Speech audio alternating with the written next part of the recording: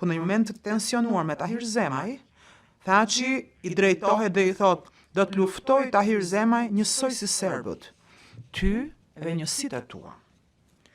Edhe më rëndësishme, në fakt Hashim Thaçi ka qenë një përkrahës i drejt për drejt i qëllimit të përbashkët kriminal. Këtë mund ta shihni më konkretisht për mënyrën se si ai flet për LDK-n, një prej grupeve që shënjestronte politika ndaj oponentëve. Në ekran keni një raport të shtabit regional Liria që është diskutuar të 779-7800. Ndërhyrja e Thaçit nuk mund të kishte qenë e qartë. Ai nuk ishte e qartë. Ai deklaron se ata që nuk e njohin shtabin e përgjithshëm janë kriminal dhe ne nuk do t'u japim armë kriminalëve, por ne do të luftojmë kundër tyre.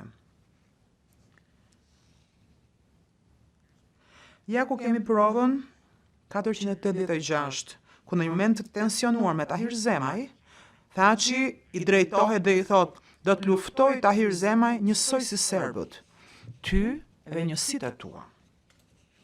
Dhe ky është njëjti mesazh që do ta shihni shkurtimisht në komunikatën 53, ku më 18 shtator 1998 shtabi i përgjithshëm deklaroi se vetëm në Sferk, Prapajqan dhe Baran, ku dezertorët ish antarët e UDB-s, aktualisht institucionalistët si Tahir Zemaj kanë influencë.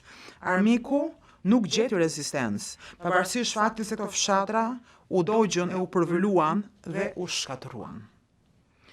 Një ditë këta persona do të mbajnë përgjegjësi për dëmet që po i shkaktojnë popullit dhe momëdheut.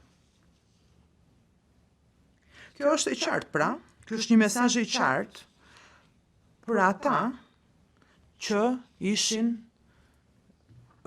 i pengonin kontrollin në UÇK-s.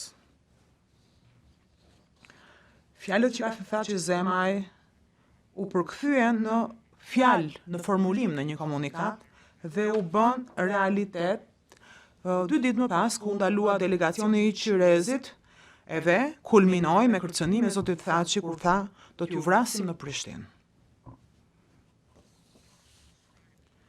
Të përshkruash kontributet e Thaçit si neutrale është absurde, sepse ka prova për të vërtetuar të kundërtën.